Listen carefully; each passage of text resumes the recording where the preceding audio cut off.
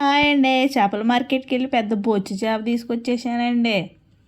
బొచ్చు చేప నీట్గా కడిగేసుకున్నానండి. కడిగేసుకుని దానికి కావాల్సినవి ఆనియన్స్, చింతపండు, అల్లం వెల్లుల్లి పేస్ట్ మ్యాగ్నేట్ చేసుకుందామండి. ఫస్ట్ గల్లుప్పు వేసుకోవాలి, తర్వాత 2 స్పూన్లు కారం వేసుకోవాలి, వెల్లుల్లి పేస్ట్ వేసుకోవాలి, కొంచెం ఆయిల్ వేసుకోవాలి, అన్నిటిని కలిపి వేయాలి. బాగా కలిపి ముక్కకి మసాలా పట్టేటట్టు మ్యాగ్నేట్ చేసుకోవాలండి. ఒక 5 నిమిషాలు పక్కన పెట్టేసుకోవాలండి. తర్వాత పొయ్యి మీద చేపల సెట్ ఒకటి పెట్టేసుకోవాలండి. చేపల కూరలో కొంత ఆయిల్ ఎక్కువే పడుతుందండి, ఎక్కువ ఆయిల్ వేసుకోవాలండి, లేకపోతే నీచు వాసన వచ్చేస్తుందండి. చేపల కూరలో పచ్చిమిరకాయలు ఎక్కువ వేసుకోవాలండి, అవి తింటుంటే ముద్దలో చాలా రుచిగా ఉంటుందండి. అందుకే నేను కొంచెం ఎక్కువ పచ్చిమిరపకాయలు వేసుకున్నానండి. ఉల్లిపాయలు పచ్చిమిరకాయలు బాగా దోరగా వేగేదాకా వేపుకోవాలండి. అవి వేగుతున్నాయో చూసుకుంటా తిప్పుకుంటూ ఉండాలండి. తర్వాత కొంత పసుపు వేసుకోవాలి. పసుపు వేస్తే అవి బాగా మగ్గుతాయండి. అవి పసుపు వేసి బాగా తిప్పుతూ ఉండాలండి. తిప్పుతూ ఉండంగానే దాని మీద మూత వేసేసుకోవాలండి. మూత వేసుకుంటే అవి మగ్గుతాయి అనమాట. ఉల్లిపాయలు మగ్గిపోయినాయి అనమాట అండి. ఉల్లిపాయలు మగ్గిపోయినాయి. ఇప్పుడు దాంట్లో చేప ముక్కలు వేసేసుకుందామండి. తలకాయ అంతలాని కొట్టేసాం అనుకోబాకండి అండి. మాకు అలా తలకాయ తినడం అంటే ఇష్టం అండి. తలకాయలకు పులుసు వెళ్తే ఎంత రుచిగా ఉంటుందండి.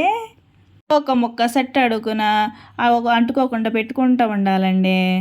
మొక్కలన్నిటిని ఒక లైన్లో పేర్చుకుంటే మొక్కలు విడిపోకోకుండా మంచిగా ఉడుకుతుందండి. అందుకే అలా పెడతారండి. దాని మీద మొక్కలన్నిటిని అలా పెట్టేశాక దాని మీద అల్లం వెల్లుల్లి పేస్టు, కొంచెం చింతపండు పులుసు పోసేసుకుందామండి. చింతపండు పులుసు ఎంత పోసుకోవాలంటే మన మొక్క మునిగిపోవాలండి. ఆ మొక్క మునిగి ఆ పులుసులో కొత్తలు ఆడిపోవాలండి. అలా చింతపండు పులుసు పోసేసుకుని ఉప్పు కారం అన్నీ సరిపోయినాయో చూసుకోవాలండి. ఉప్పు సాలపది ఉప్పు వేసుకోవాలండి. తర్వాత ముక్కల్ని అలా కలుపుకోవాలండి. నాకు ఒక 5 నిమిషాలు హై ఫ్లేమ్లో పెట్టుకుని మూత పెట్టుకుని కొంచెం కొత్తలు ఆడిచ్చాకండి తీసి మళ్ళీ చూద్దామండి. ఇప్పుడు ఎలా ఉందో కూర చూద్దామా అండి. కొత్తలు ఆడిపోతుందండి. కూరని గరిటతో తిప్పకూడదండి, ఇలా చేత్తో పట్టుకుని ఇలా తిప్పుతూ ఉండాలండి. అప్పుడండి మొక్క ఎరవకుండా మంచిగా ఉంటుందండి పులుసు.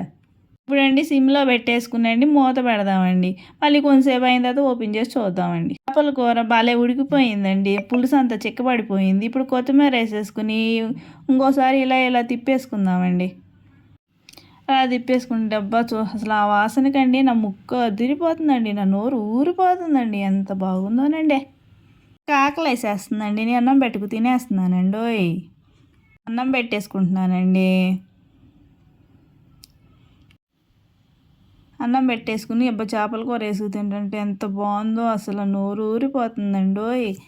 అబ్బా సూపర్ ఉందండి, అన్నీ సరిపోయినాయండి. మీరు కూడా ఇదే విధంగా చేపల పులుసు చేసుకోండి.